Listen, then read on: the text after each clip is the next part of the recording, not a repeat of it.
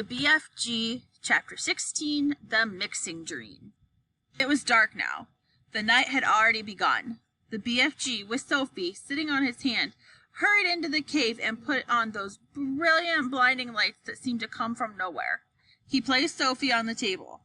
"Stay there, please," he said, "and no chittering. I is needing to listen to only silence when I is mixing up such a naughty, plexicated dream as this."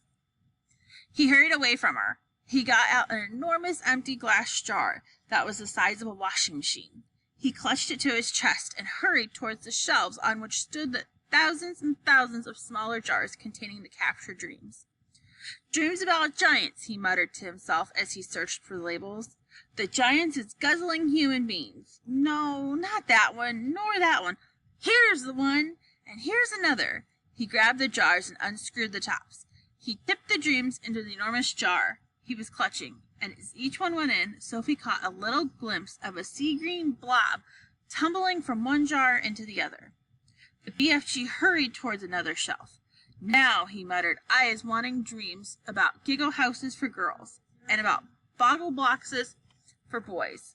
He was becoming very tense now. Sophie could almost see the excitement bubbling inside him as he scurried back and forth among the beloved jars. There must have been 50,000 dreams altogether up there on the shelves, but he seemed to know almost exactly where every one of them was. "Dreams about a little girl," he muttered. "Dreams about me, the BFG. Come on, hurry up. Get on with it. Now, where in the wonky world is I keeping those?" And so it went on. About a half an hour, the BFG had found all the dreams that he wanted and had tipped them into one huge jar. He put the jar on the table. Sophie sat watching him, but said nothing. Inside the big jar, lying on the bottom of it, he could clearly see about 50 of those oval sea-green jellyish shapes, all pulsing gently in and out, some lying on top of others, but each one still a quite separate individual dream. "Now we is mixing them," the BFG announced. He went on to the cupboard, where he kept his bottles of Frobscottle, and from it he got out a gigantic egg beater. It was one of those that has a handle which you turn, and down below there are overlapping blades that go whizzing around. He inserted the bottom end of this contraption into the big jar where the dreams were lying. "Watch," he said, and he started turning the handle very fast. Flashes of green and blue exploded inside the jar. The dreams were being whisked into a sea-green froth. "Poor things," Sophie cried. "They is not feeling it," the BFG said as he turned the handle. "Dreams is not like human beings or animals. They has no brains. They is made of zonzims." About a minute after the BFG stopped whisking, the whole bottle was now full to the brim with large bubbles. They were almost exactly like bubbles we ourselves blow from soapy water, except these had even brighter and more beautiful colors swimming on their surfaces. "Keep watching," the BFG said. Quite slowly, the topmost bubble rose up through the neck of the jar and floated away. A second one followed, and then a third and a fourth. Soon the cave was filled with hundreds of beautifully colored bubbles, all drifting gently through the air. It was truly a wonderful sight. As Sophie watched them, they all started floating towards the cave entrance, which was still open. "They're going out," Sophie whispered.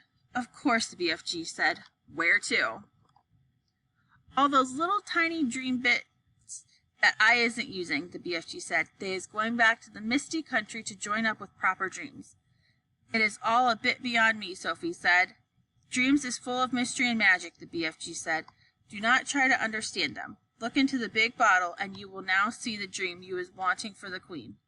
Sophie turned and stared into the great jar. On the bottom of it something was thrashing around wildly, bouncing up and down and flinging itself against the walls of the jar. "Good heavens!" she cried. "Is that it?" "That's it," the BFG said proudly. "But it's horrible!" Sophie cried. "It's jumping about. It wants to get out." "That's because it's a troggle-humper," the BFG said. "It's a nightmare." "Oh, but you don't want to give the queen a nightmare," Sophie cried. "If she is dreaming about giants guzzling up little boys and girls, then what you is expecting it to be a nightmare?" the BFG said. Oh, no, Sophie cried. Oh, yes, the BFG said. A dream is where you are seeing little chidlers being eaten about the most frightsome troggle-humping dream you can get. It's a Kixie bog thumper. It's a whoopsie grobswatcher. It is all of them riddled into one. It is as bad as that dream I blew into the flesh lumper this afternoon. It is worse. Sophie stared down at the fearful nightmare dream that was still thrashing away in the huge glass jar. It was much larger than the others.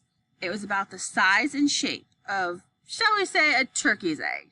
It was jellyish. It had the tinges of bright scarlet deep inside it. There was something terrible about the way it was throwing itself against the sides of the jar.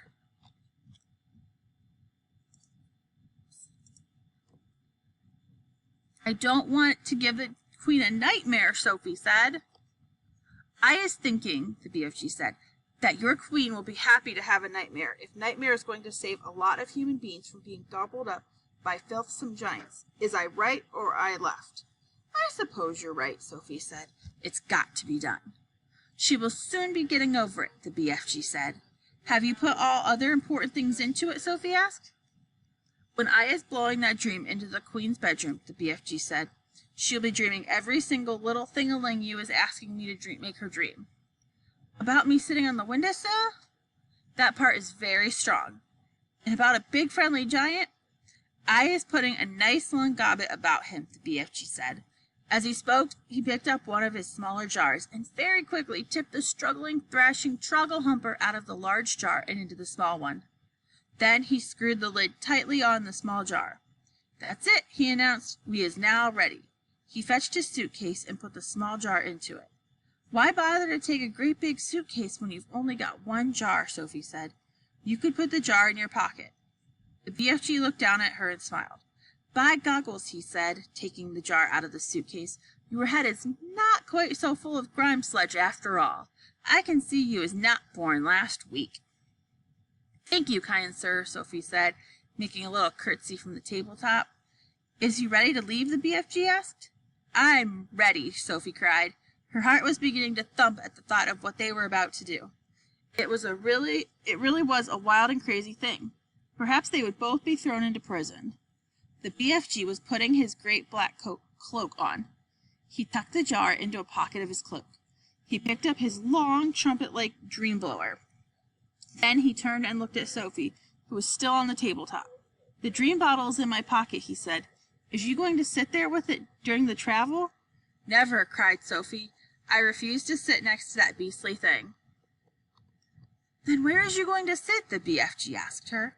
Sophie looked him over for a few moments. Then she said, if you would be kind enough to swivel one of your lovely big ears so that it is lying flat like a dish, that would make a very cozy place for me to sit.